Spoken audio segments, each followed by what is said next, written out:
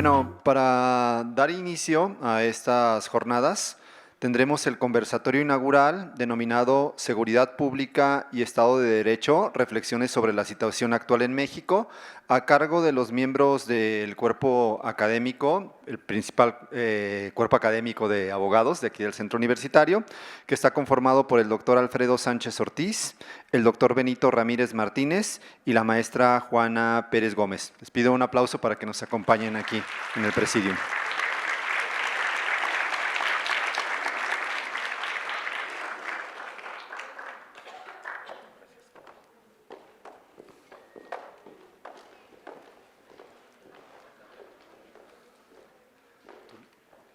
¿A moderar? Sí. Bueno. Entonces, los dejo en el uso del micrófono. Buen día a todas las personas presentes, compañeros universitarios, docentes y público en general. El día de hoy damos inicio a las jornadas de Derecho del ciclo 2023B, que el Departamento de Ciencias Sociales y del Desarrollo Económico, en colaboración con la coordinadora de la carrera de licenciatura en abogado de este centro universitario, han programado. Con este motivo, hoy tengo el gusto de moderar el conversatorio titulado Seguridad Pública y Estado de Derecho, reflexiones sobre la situación actual en México, a cargo de los profesores de este centro de estudios, el doctor Alfredo Sánchez Ortiz, la maestra Juana Pérez Gómez y el doctor Benito Ramírez Martínez. Todos ellos son miembros del cuerpo académico que lleva por nombre Estado de Derecho, Sociedad y Desarrollo Económico. Antes de comenzar la dinámica de preguntas que serán objeto de este conversatorio y que los miembros del panel darán puntual respuesta, quiero mencionar brevemente su semblanza. Tal vez muchos de los que estamos aquí los conocemos como docentes, pero desconocemos las actividades de investigación que de manera individual y en conjunto llevan a cabo.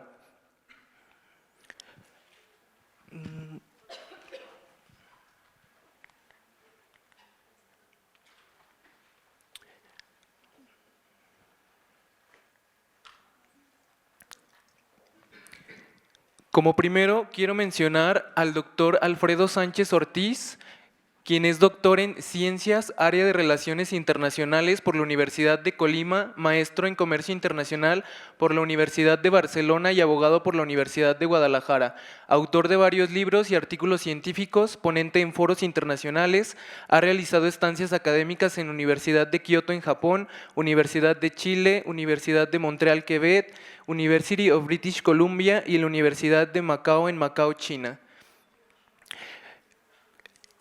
Después tenemos, y me complace anunciar a la maestra Juana Pérez Gómez, quien es profesor docente asociado a Perfil Prodet CEP. Actualmente cursa el doctorado en Ciencias Sociales, Complejidad e Interdisciplinariedad en la Universidad Iberoamericana en León, licenciada en Derecho, egresada en la Universidad Quetzalcóatl y maestra en Administración por la Universidad de La Salle Bajío, quien ha publicado artículos de divulgación, capítulos de libro y ha tenido participación en congresos nacionales. Y en 2016 realizó vinculación en la Universidad de Chile, en Santiago de Chile, con el objeto de una estancia de investigación respecto a la enseñanza clínica del derecho.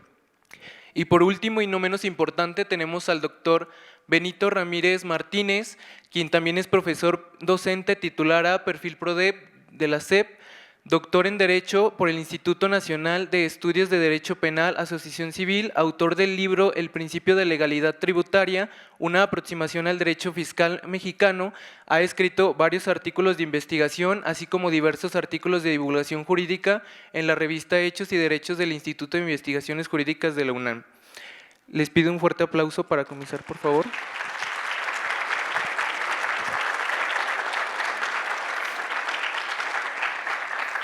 Ahora, a continuación, se están proyectando brevemente algunos de sus trabajos, memorias y líneas individuales de investigación. Cabe destacar que el proyecto de investigación que lleva este cuerpo académico, que es la enseñanza del derecho, cultura de legalidad y desarrollo económico, es importante vincular con el conversatorio que tenemos el día de hoy.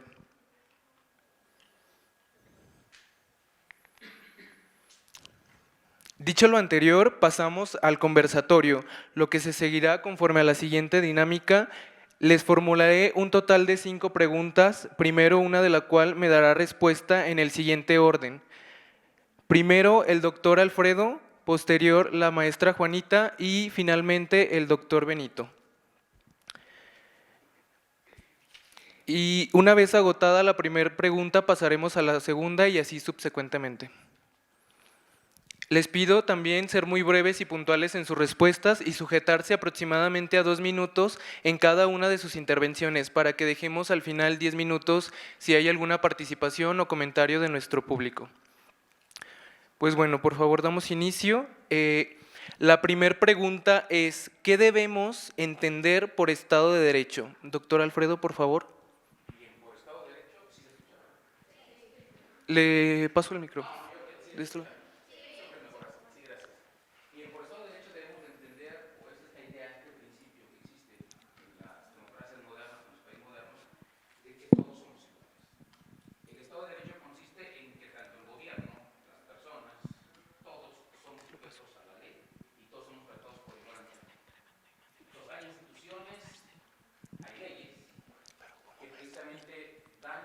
Se lo paso así.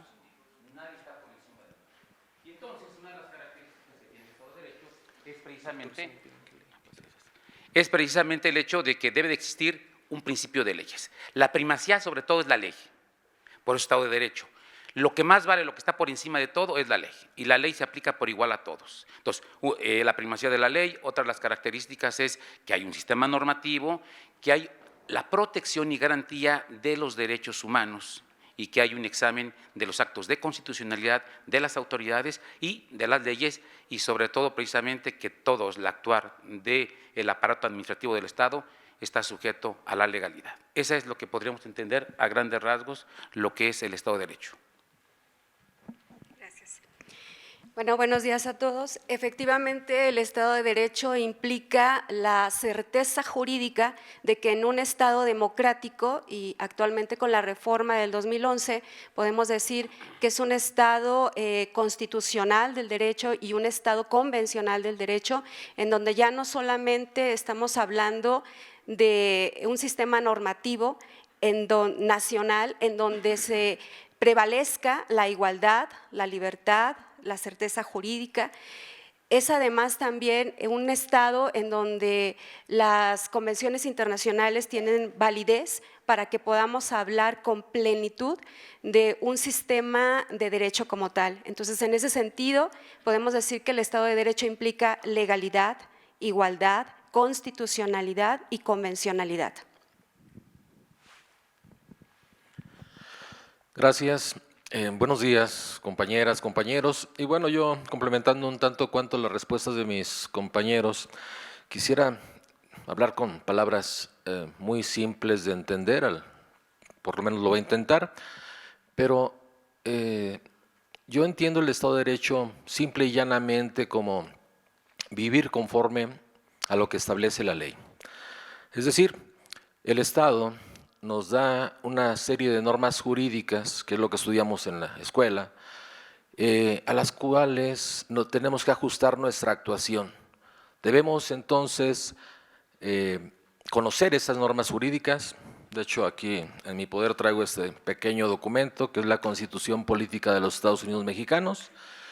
Es nuestra máxima norma jurídica, es la ley de leyes, es la ley de donde se desprende este conjunto de normas jurídicas al cual tenemos que ajustar nuestra actuación, nuestra convivencia. Entonces decía, debemos conocerlas, debemos aplicarlas, debemos cumplirlas, lo cual es un asunto complicado, difícil a veces, o tenemos resistencia para hacerlo. Y cuando nosotros, la mayoría por lo menos de los habitantes de nuestro país, nos ajustamos a estas normas jurídicas, podemos decir que vivimos en un Estado de Derecho, que es un Estado ideal, que es, por lo tanto, digo, difícil de cumplir, de hacer válido, pero ese es el compromiso que tenemos todos como ciudadanos. Gracias.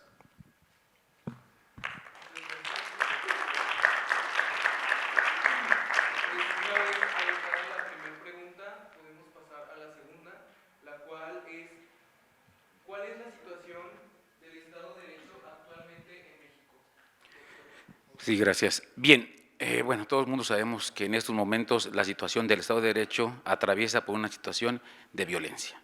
El Estado de Derecho en estos momentos en México y desde hace tiempo, a partir precisamente, según los investigadores que se dedican precisamente a este tema, a partir de la llamada guerra contra el narcotráfico de Felipe Calderón, comienza precisamente un estado vulnerable. El Estado de Derecho es vulnerable en este país y entonces enfrenta situaciones de crisis, de violencia, precisamente contra la cuestión del narcotráfico y los grupos criminales, que son cosas diferentes en todo caso, aunque parezca que son lo mismo. Entonces, esto vulnera el Estado de Derecho y hace que precisamente se incite a la situación de la corrupción, de la impunidad y de la falta de confianza de los ciudadanos en las instituciones y en su gobierno. En el momento en que la autoridad no enfrenta, no confronta, no somete a estos grupos criminales y narcotráfico, entonces es un Estado de Derecho muy vulnerable, muy débil, en términos, aunque tenemos una Constitución muy fuerte, hay una Constitución y un Estado sólido en ese aspecto, y que también hay una separación de poderes que parece ser que también en los últimos tiempos pareciera ser que también está endeble, porque una de las características del Estado de Derecho es que haya la separación de los poderes, que cada poder trabaje de manera independiente, colabore en común. Y entonces cuando estamos viendo un atentado contra por así decirlo, cuando estamos viendo una situación de sometimiento o de intento de sometimiento del Poder Judicial y que está sometido prácticamente en términos así prácticos el Poder Legislativo, pues todos estamos viendo que eso también hace que el Estado no esté cumpliendo con esta función y sobre todo esta cuestión, que no se ha dado, no se ha sometido al narcotráfico, a los grupos criminales, y estos han vulnerado, han hecho que se incremente la impunidad, la corrupción. Bueno, con respecto a la situación actual, yo aquí voy a hacer un poquito de énfasis, no tanto en la cuestión jurídica, sino más en la situación social, tal vez por la formación que en este momento tengo de estudiar los sistemas complejos. Y en ese sentido podemos decir que el Estado de Derecho, desde el punto de vista social, es más apegado a la percepción que tiene la sociedad como tal. La sociedad, y ustedes lo pueden notar en su familia, en sus vecinos, no entienden que es un concepto de derecho, es más, ni siquiera en el imaginario está, ¿no?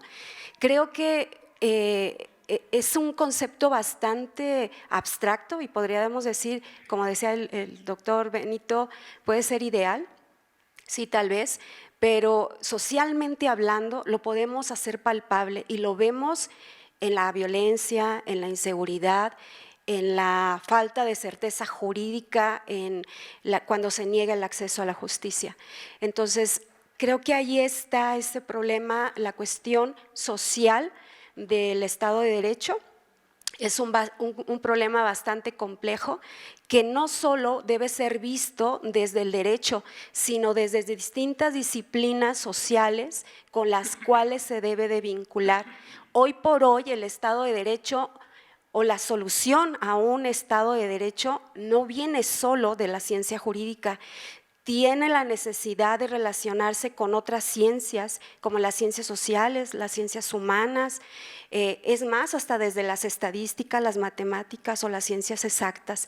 Entonces, la percepción social del Estado de Derecho, creo que eso es lo que nos debe de mover para que desde la ciencia jurídica hagamos propuestas de cambio y no solamente estemos repitiendo la aplicación del derecho. Esa sería mi intervención.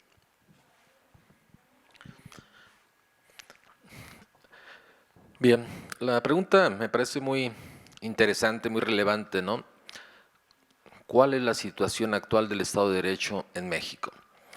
Bueno, así de manera directa yo diría, es preocupante, tal vez.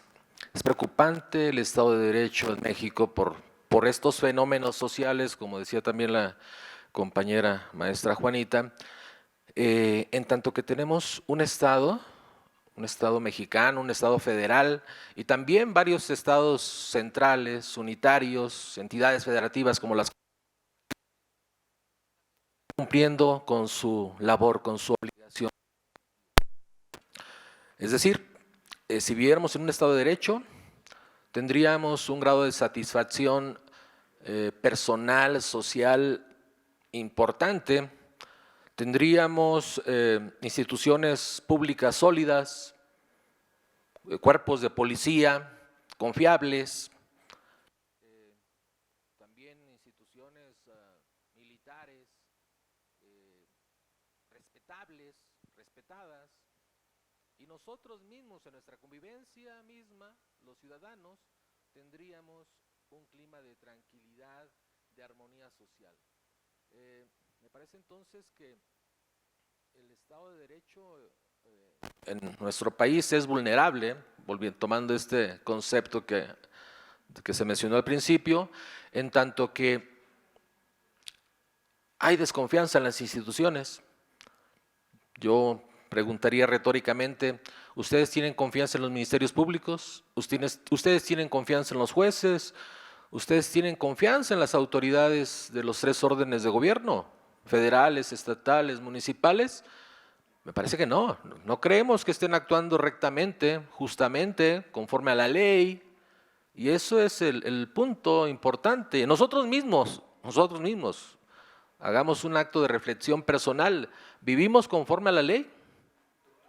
Difícilmente, ¿verdad? Entonces, el Estado de Derecho es un tema que tenemos que tener plena conciencia de que debemos procurar aportar nuestro granito de arena para que se cumpla de una manera más satisfactoria. Muchas gracias.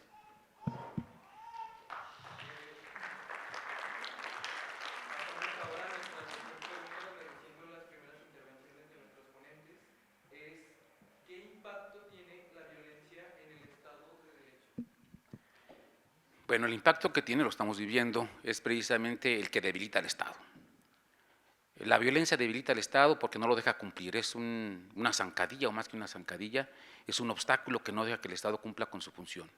Vemos precisamente la situación de esta inseguridad, de esta cuestión en la que los mexicanos, en la que los ciudadanos, donde viven en un país que tiene violencia, precisamente no llevan su vida normal, o como deberían con lo que se conoce como normal, con plena libertad, etcétera, sino que tienen que estar sujetos y tienen que destinar esfuerzo, los empresarios, dinero, para poder garantizar, para poder tener seguridad que el Estado debería de proporcionarle.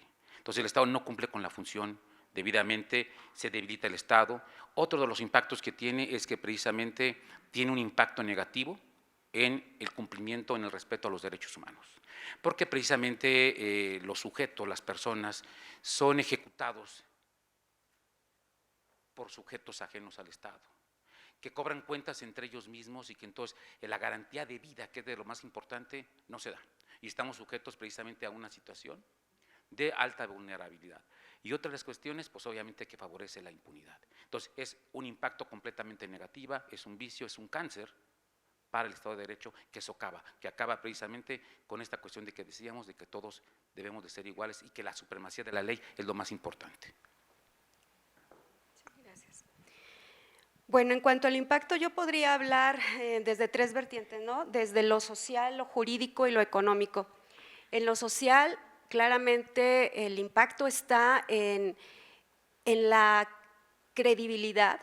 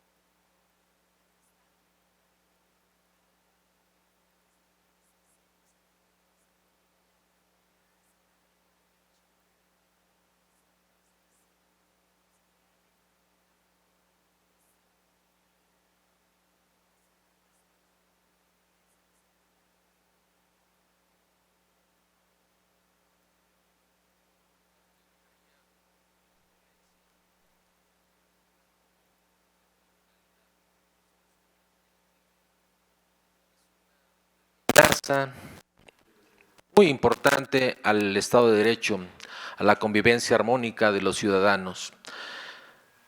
Todos sabemos en nuestro ámbito cercano, por ejemplo, de personas, vecinos tal vez, y otro tipo de individuos que, por ejemplo, sabemos que han desaparecido. ¿Sí? Esto no es normal. Esto no es un fenómeno social que denote que vivimos en un Estado de Derecho. Así es que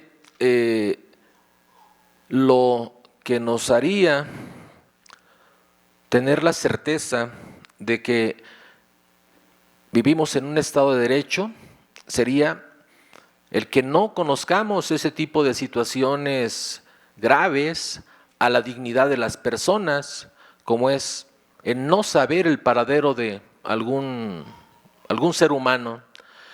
Entonces, la violencia debe ser, no sé si combatida, pero debe ser prevenida más bien por el Estado en principio a través de los diferentes cuerpos de seguridad pública, y sin embargo, no hay tal. También esta violencia debe ser prevenida a través de la investigación de estos hechos delictivos, de esta criminalidad y de la persecución, la localización y la imposición de un castigo, una sanción a estas personas que incurren en estas conductas ilícitas. Cuando esto sea posible, entonces podríamos hablar de que vivimos en un Estado de Derecho. Mientras tanto, la violencia amenaza gravemente al Estado en su conjunto, y por esa razón podríamos afirmar que en ciertos puntos de nuestra vida social, en ciertos aspectos de la convivencia humana, formamos parte de un Estado fallido. Este concepto no sé si lo han escuchado, pero los invitaría a reflexionar sobre él. Gracias. La cuarta pregunta es: ¿cuáles son los principales desafíos de la seguridad pública y organización de México? Bien, los principales desafíos para precisamente dar certeza, seguridad a la población mexicana, pues precisamente que el Estado, la sociedad, pero sobre todo el Estado, debe combatir la violencia, la corrupción y la impunidad. Esos son los problemas más fuertes, más grandes que tiene México para fortalecer, para precisamente llegar, combatir esta enfermedad de la violencia. Bien, tengo un dato, precisamente hay una asociación civil que se llama Found for Peace, que está con su sede en Washington, y esto, al igual que Justice World, hace estudios sobre la situación de los estados frágiles. Entonces, le llamaban estados fallidos, el del primer estudio en 2014, pero después hubo una concepción, hubo una lucha de allí de cuestiones semánticas y ortográficas, y entonces cada año sacan ellos, esta fundación saca un informe que se llama el informe de estados frágiles. En 2014 fue el primer estudio que se hizo, y México ocupó el lugar número 105 de 120 países en la categoría de estado con alta advertencia, con muy alta advertencia, es decir, un país en la situación de las más altas en la fragilidad. En 2022, este año, en octubre, salió, precisamente salió hace un mes el estudio, el informe de esta fundación, y ahora nos coloca en el lugar número 80 de 180 países. En la primera edición teníamos 70 puntos en la evaluación que ellos hacen, y ahora tenemos 71 puntos. Es decir, en esta situación no hemos avanzado mucho. Al parecer, de acuerdo con el estudio, está mejor, un poquito mejor la situación, según el estudio, que hace 9 años.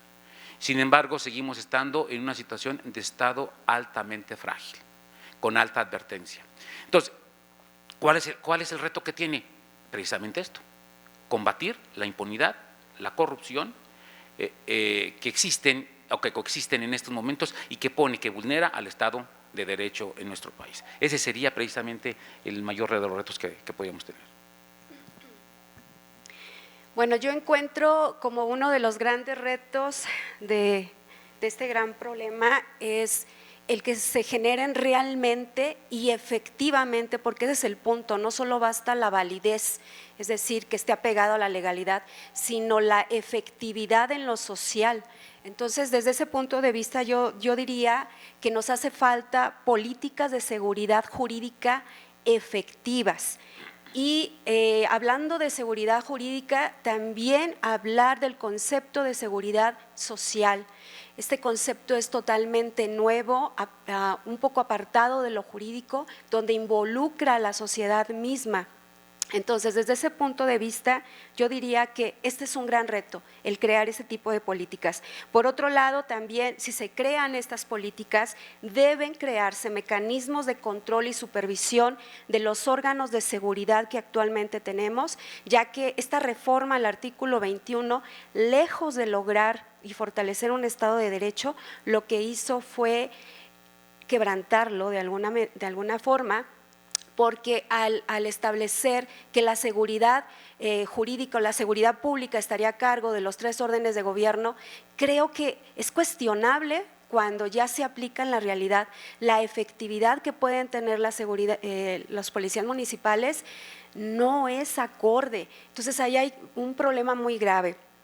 Esto de alguna manera, estos mecanismos de alguna manera, si fueran fortalecidos, creo que la percepción social cambiaría, porque uno de los retos que en este momento tiene la seguridad pública en nuestro país es lograr encontrar la forma de disminuir las desapariciones forzadas en nuestro país, en México, y además de las desapariciones forzadas, lo que podemos decir, las desapariciones realizadas por particulares, cuyas actividades se han diversificado. Entonces, creo que por ahí irían estos grandes desafíos que hoy enfrenta el derecho.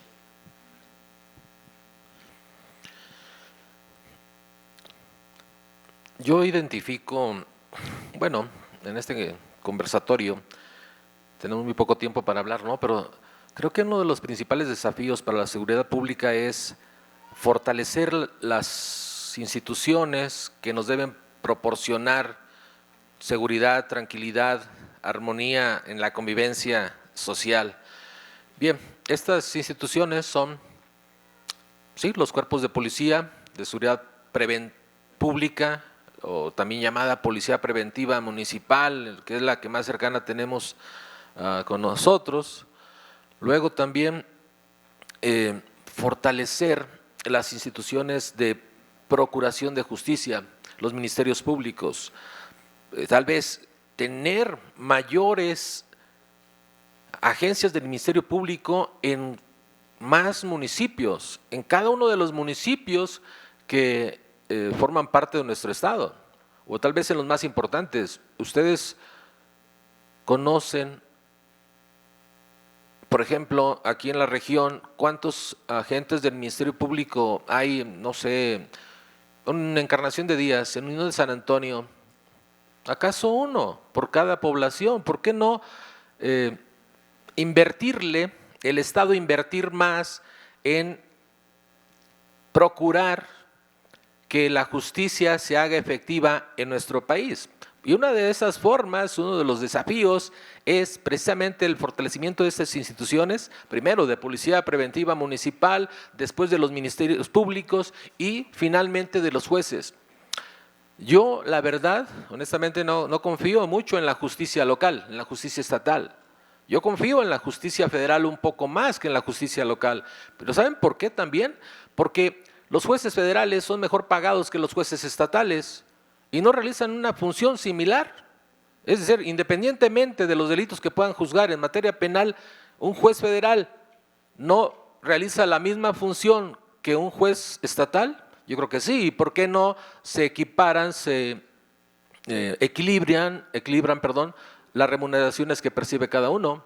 Ese es uno de los aspectos en que el Estado debiera favorecer al Estado de Derecho y realizar una mayor inversión pública en estas instituciones de procuración de justicia, de impartición de justicia y de Policía Preventiva Municipal, estatal, federal. Gracias. Gracias. La siguiente pregunta y última, por las cuestiones de tiempo, ¿qué efectos tiene la impunidad en el Estado de Derecho? Uno de los principales efectos es que debilita la confianza en las instituciones, debilita al Estado como tal, no hay la confianza que tiene que darse y entonces decíamos hace rato, bueno, hacemos lo que queremos y precisamente muchas de las cuestiones, por ejemplo, lo que pasó allá en Michoacán, lo que pasa a estos grupos que se organizan para defenderse porque el Estado no les proporciona la certeza que tienen que tener y porque ya no tienen confianza. Hay la percepción, incluso a veces se escucha que en las policías, por ejemplo, que deberían de dar la certeza, la seguridad, al contrario, dicen, creo que son ellos mismos, no confío en la policía, no confío en los cuerpos policíacos, entonces no se confía en las instituciones, no se tiene confianza en ninguna de las cuestiones, en la impartición de justicia, en todo ello, entonces eso es una cuestión que afecta al Estado de Derecho y que debilita. Otra de las cuestiones es, pues, que incrementa la impunidad e incrementa precisamente la delincuencia. En el momento en que no tenemos certeza, en el momento que las autoridades no están y que el derecho no se privilegia, la justicia no se privilegia y que en todo caso cada quien puede hacer lo que quiere y no hay quien les ponga orden, entonces a partir de ahí se viene, vamos a llamar así, la rapiña. Cada quien entonces con sus propias manos va a tratar de hacer lo que quiere. Y entonces se genera un caos y eso precisamente nos lleva a una situación primitiva prácticamente de convivencia. Entonces esos son los efectos que tiene. Bueno, en cuanto a los efectos, pues es muy claro que genera una cultura de impunidad y la falta de credibilidad en el acceso a la justicia. Y yo quisiera enfocarme aquí en este nuevo protocolo como un ejemplo de esto. Este nuevo protocolo que se acaba de aprobar hace algunos días para lo que es la localización de los cuerpos de desaparecidos. De acuerdo con este nuevo protocolo, se prohíbe ahora la intervención de los familiares de las víctimas, se les niega la participación, así como a difundir imágenes en el momento en que se esté llevando a cabo una investigación. Y esto sobre todo dio lugar o tuvo origen por aquel evento que ocurrió en Tlajomulco, me parece que fue en Tlajomulco cuando llegaron los militares y encontraron por ahí unas bombas. Lo que no sabemos ahí con exactitud es quién llegó primero, si los militares o habían sido los familiares de las víctimas que les habían informado que en ese lugar se encontraban ciertas fosas clandestinas. Entonces, estas reformas en la ley, por muy apegadas a la legalidad, no siempre son efectivas en su aplicación práctica o social. Y un ejemplo claro es este protocolo que lejos de permitir la coadyuvancia, que es un derecho fundamental de las víctimas o familiares de las víctimas en las investigaciones, les niega la participación. Entonces, la impunidad genera eso, la falta de certeza, ¿sí?, en las instituciones. Yo empezaría diciendo que la impunidad es el no castigo, la no sanción de conductas ilícitas. Bien, y yo les preguntaría a ustedes, ¿creen que si denuncian la existencia de un delito, es probable que esa persona que se pudiera demostrar que es responsable de este delito va a recibir un castigo? Ese es el problema. Cuando no creemos en las instituciones, no tenemos confianza en las instituciones, entonces nosotros formamos parte de este problema que es la impunidad, porque muchos de nosotros es probable que conozcamos la existencia de hechos que podrían ser considerados como delitos, sin embargo, no nos atrevemos a denunciarlos. Hay una alta cultura de no denuncia de conductas ilícitas. ¿Y por qué? Porque cuando queremos o hemos preguntado cuál es el proceso, el procedimiento para hacer este tipo de denuncias, seguramente nos platican que es un proceso engorroso, tardado, ineficaz, y por lo tanto a veces dejamos pasar ese tipo de situaciones y no las vamos a denunciar tal como es nuestra obligación como ciudadanos, de tal suerte que nosotros con ese tipo de conductas omisivas estamos favoreciendo la impunidad. Lo ideal sería entonces que para que nuestro Estado de Derecho se hiciera más efectivo, es que nosotros como ciudadanos nos atreviéramos, tuviéramos la valentía, el valor civil de denunciar ese tipo de situaciones, porque el hecho de que no se castigue a una persona promueve que se sigan repitiendo ese tipo de situaciones y entonces se haga un mal endémico que no va a favorecer la convivencia armónica entre los individuos. Gracias. Bueno, pues agradecemos cada una de sus intervenciones de nuestros ponentes y para concluir con nuestro conversatorio tenemos tiempo de 1 o 2 espacios de participación de nuestro público. ¿Alguien que desea hacer una pregunta a alguno de nuestros ponentes o en general? Ok. Por favor, ¿nos puedes decir tu nombre y la pregunta a quién va dirigida? Pues soy Juliana Torres. La pregunta va dirigida para los 3 ponentes, pero principalmente para la maestra Juana, que tiene carrera en lo que es las sociales. ¿Cómo podemos nosotros los universitarios fomentar un Estado de Derecho, pero sin comprometer nuestra seguridad y dignidad como personas? Bueno, eso es muy interesante y qué bueno que lo pienses así, porque cuando venimos a la universidad y nos preparamos esos 5 años, creemos que salimos formados en ya abogados, ¿no? Y realmente lo que ocurre es que en esos 5 años hay una transformación increíble en el estudiante. Cambia la percepción social y jurídica que tenía desde el inicio y la manera en cómo te involucras ya lo estás haciendo en ese tiempo, porque estás haciendo difusión del conocimiento que vas adquiriendo y lo haces con las personas más cercanas a tu núcleo, ¿no? Desde tus amigos, tu familia y con la sociedad. Desde ahí ya tienes una labor social, es un compromiso que tenemos, ¿no? Ahora bien, si tú quieres hacerlo ya de manera, digamos, más meticulosa, más de conocer qué pasa en el contexto social y la efectividad de las leyes, pues puedes hacerlo sin comprometerte mucho, tal vez apoyando o asesorando a ciertas organizaciones sociales, como aquí en Lagos tenemos muchas feministas, tenemos de personas desaparecidas, de luchadoras que defensa del territorio.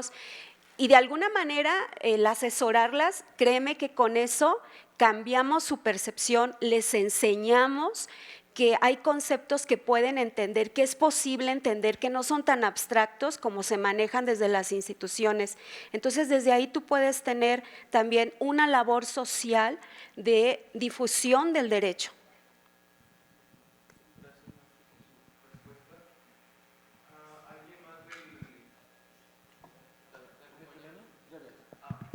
A ver, una breve intervención respecto a esa pregunta. Fíjate, Juliana, que yo creo que la labor que debemos hacer todos como universitarios, maestros, estudiantes, conocedores del derecho en mayor o menor medida, es transmitir el conocimiento que vamos adquiriendo en las aulas. Es decir, educar a las personas. Lo que nosotros aprendemos en las aulas debemos llevarlo a nuestra vida cotidiana, a nuestra familia, a nuestros vecinos, a nuestros amigos, porque pues cuando se viene a cursar una carrera como abogado, se supone que estás adquiriendo una serie de conocimientos técnicos difíciles de adquirir tal vez en cualquier otro ámbito, por lo tanto nuestro compromiso como estudiosos del derecho es educar, enseñar a las personas que no tienen esta oportunidad, esta posibilidad de estar en nuestras aulas. Gracias. Y sumándome precisamente a lo que dicen, además de ello, poner el ejemplo. Ser uno, poner el ejemplo y uno mismo no ir con el tránsito o a decirles que darle la mordida. Sí, esa es una de las cuestiones. Acuérdense que hay un principio que se llama acción social de Max Weber y dice que cada sujeto, como vivimos en sociedad, somos ejemplos y contaminamos a los demás para bien o para mal. Lo que hago afecta a todos los demás y lo que hace a otro me afecta a mí. Y creo que tiene mucha razón. Entonces, en aspecto, con que yo comience, con que yo sea, aparte de lo que se dijo, estoy haciendo ya mucho. ¿De acuerdo? Bien. Para finalizar, una sola pregunta.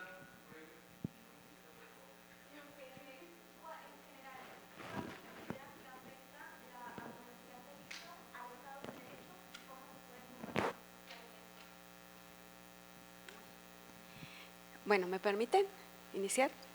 Bueno, como tú sabes, la apología del delito es un tipo penal, ¿sí? Contemplado y obviamente se castiga, ¿no? Pero creo que la apología del delito nace desde el contexto social, desde esa intención, desde esa imaginar, desde el planear, ¿no? Entonces, ¿cómo combatirlo? Es un problema complejo. Es un problema complejo que no tiene una sola solución porque son muchas las causas que lo generan. Entonces, tal vez una de las soluciones puede estar desde la educación, ¿sí? Desde ahí, realmente el acceso a la educación, desde tal vez la concientización de que estamos haciendo un daño, ¿sí? Que seamos conscientes. Por ejemplo, yo respeto mucho sus gustos y sus géneros de música, pero si tú analizas la música actual regional mexicana, tiene un elemento que sí hace apología al delito y sobre todo esa apología tiene que ver con la violencia hacia las mujeres. Entonces, si nosotros lo seguimos, digamos, utilizando, difundiendo y no lo analizamos desde esa profundidad del daño que estamos haciendo, pues realmente no estamos haciendo nada, ¿no? Entonces, el tener acceso a la cultura te hace pensar, te lleva a reflexionar, a entender la realidad y creo que desde ahí sería tal vez una de las soluciones, no la única, porque es un problema complejo. Y complejo no quiere decir que sea difícil, complejo quiere decir que tiene muchas causas, que es difícil atender a todas, ¿no? Pero todas se vinculan. Entonces, por ahí podría ser una tal vez. Pero la pregunta era, ¿la apología al delito? ¿Cómo afecta al Estado de Derecho? Sí. Obviamente, la apología al delito es ensalzar, hacerle reverencia, altar al delito, ¿no? Entonces, en este aspecto, obviamente que es una situación de preparación hacia el delito, hacia la consumación del delito. Entonces, es una situación previa, como un aviso de que algo está pasando. Entonces, lo afecta mucho, pero es un síntoma, vamos a llamarlo así, es un síntoma. Entonces, si dejamos que el síntoma crezca, la gripa se va a dar, vamos a decirlo así. La situación se va a dar, entonces, lo afecta de esa manera. Si no se atiende, si estamos viendo que la sociedad, y como lo decía la maestra Juanita, si estamos viendo que la música hace la apología al delito, ensalza, lleva y nos gusta, algo está pasando. Y entonces tenemos que remediar, entonces es un aviso. Y entonces de esa manera, si lo dejamos, vamos a caer en una situación de mucha vulnerabilidad. La apología al delito en todas esas tipos de situaciones nos refleja el estado, el nivel de cultura, el nivel de mentalidad que una sociedad tiene en un momento determinado y lo afecta al Estado de Derecho. Nada más aquí, muy rapidito.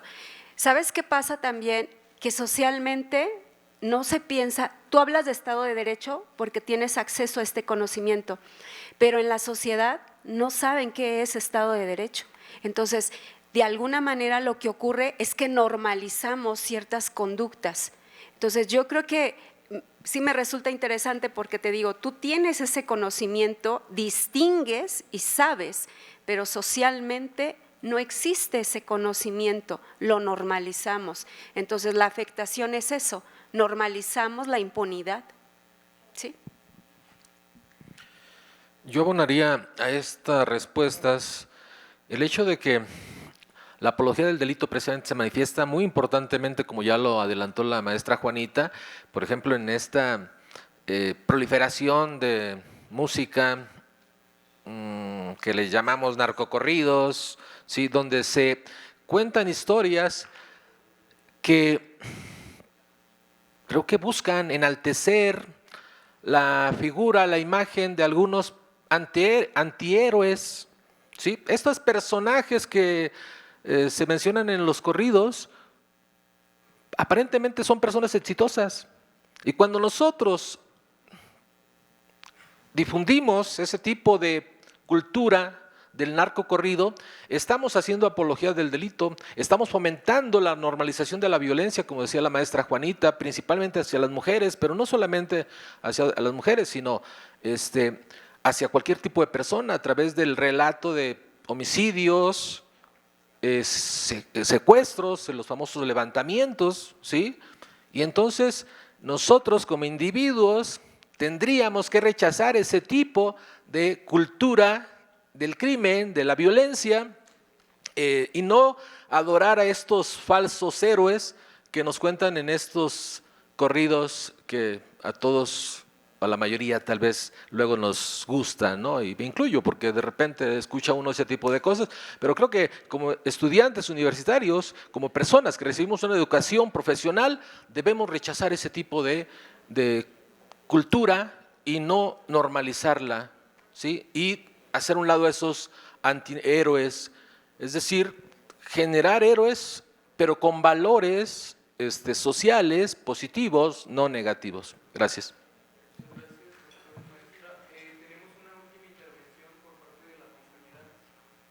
Mi nombre es Isabel y mi pregunta va hacia el profesor, bueno, el doctor Alfredo, respecto a que si para que existiera un Estado de Derecho sería necesario que las sentencias emitidas por las Cortes en cuanto a México fueran vinculatorias para que se garantizaran los derechos humanos.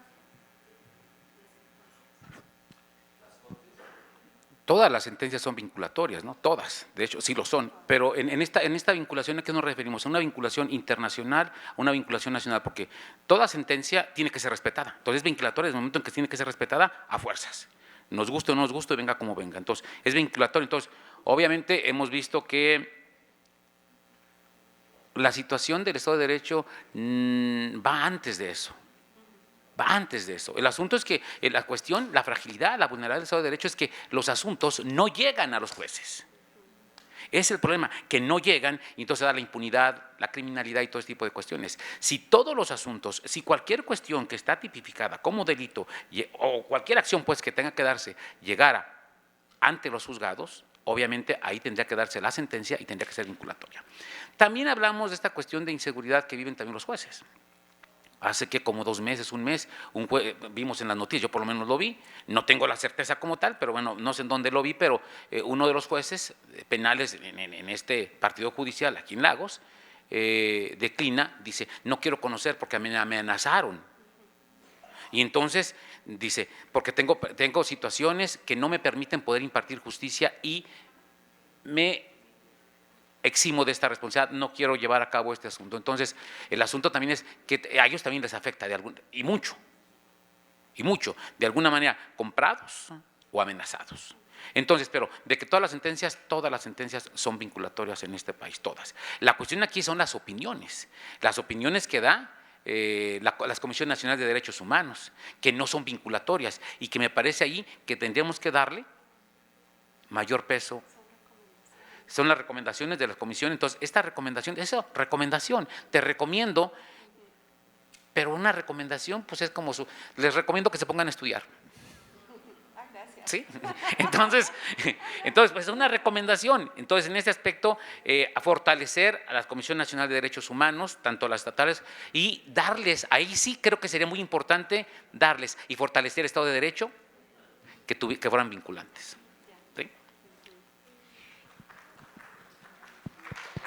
¿Sí? A ver, nada más aquí para agregar y para que esa diferencia es que en materia internacional las sentencias emitidas por la Corte Interamericana de Derechos Humanos, recuerda que sí son vinculatorias, y lo único que sí no es vinculatorio se convierte en una opción, en una opinión, en una orientación, son la jurisprudencia de la Corte Interamericana. Esa sí nada más es orientativa, ¿sí? Los criterios de la Corte Interamericana.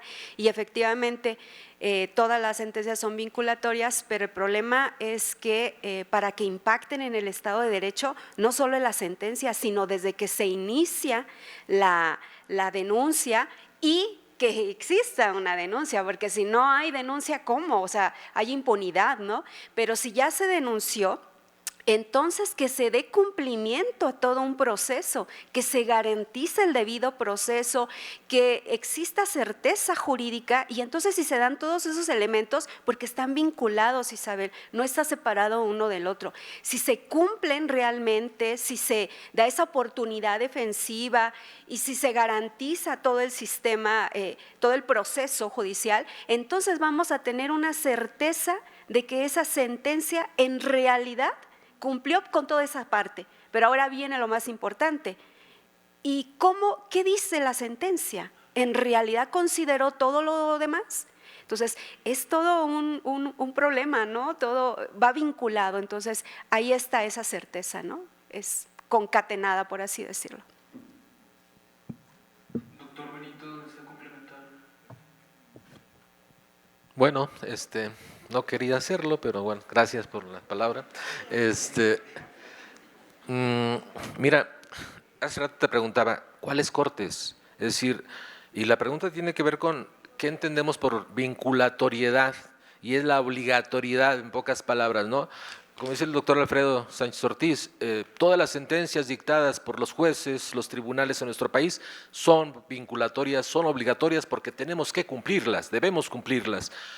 Las que, y curiosamente también, en el sistema interamericano de derechos humanos tenemos a la Corte Interamericana de Derechos Humanos, cuyas sentencias también son obligatorias en nuestro país, cuyas sentencias debe cumplirlas el Estado mexicano, cualquiera de los órganos públicos que lo integran, y debo decir que la jurisprudencia que crea la Corte Interamericana de Derechos Humanos es el conjunto de los argumentos que aparecen en las sentencias. Vamos, para rematar, yo diría que ustedes como alumnos de la carrera de abogado, nosotros como profesores de esta misma carrera, tenemos la obligación como estudiosos del derecho, entre comillas, digámoslo así, de estudiar esas sentencias de la Corte Interamericana de Derechos Humanos para favorecer nuestra preparación académica, para llevar también a la práctica jurídica estos conocimientos que nos son transmitidos por este tribunal internacional tan importante. Si ustedes se quedan solamente revisando la jurisprudencia esta que nos difunde la Suprema Corte de Justicia de la Nación, nos quedamos cortos. Debemos estudiar derecho internacional de derechos humanos, las sentencias de la Corte, y ahí vamos a aprender un montón y vamos a ser muy buenos abogados. Vamos a estar practicando el derecho en lo que yo llamo las grandes ligas, como en el béisbol. Gracias. Muy bien, por último, damos agradecimiento por su participación y los invitamos a seguir aquí en nuestras jornadas de derecho. Le paso el micrófono a nuestra coordinadora. Gracias. Me voy a permitir dar lectura a las constancias.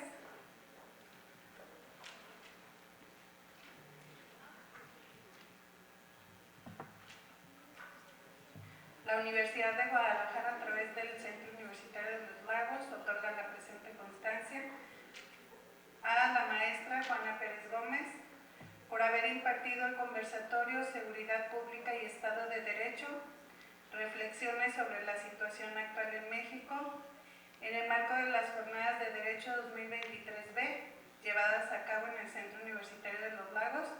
Atentamente piensa y trabaja.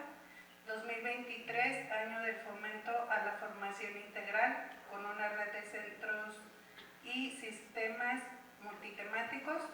Lagos de Moreno, Jalisco, a 24 de noviembre del 2023. Firma la doctora Carla Noemí Padilla Martínez, secretaria académica, y doctor Camilo Patiño García, director de la División de Estudios de la Cultura Regional.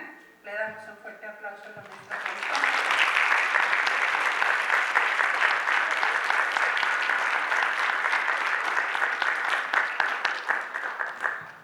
De igual manera, se otorga la presente constancia al doctor Benito Ramírez Martínez por haber impartido el conversatorio Seguridad Pública y Estado de Derecho, reflexiones sobre la situación actual en México en el marco de las Jornadas de Derecho 2023B, llevadas a cabo en el Centro Universitario de los Lagos. Le damos un aplauso al doctor Benito.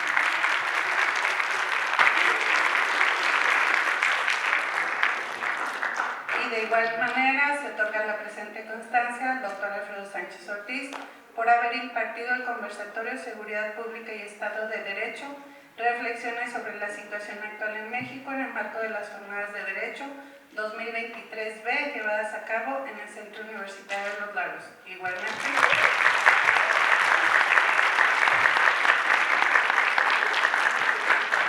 agradecemos su participación. Gracias. Gracias. Quiero agradecer públicamente la participación de Emanuel Pérez González. Es un estudiante muy destacado que ha participado con nosotros en la investigación. De igual manera, los invitamos a que formen parte de nuestro cuerpo académico a través de la investigación. Es otra de las facetas que como abogados podemos hacer. Desde aquí generamos cambios, contribuimos a la generación del conocimiento. Muchas gracias, chicos.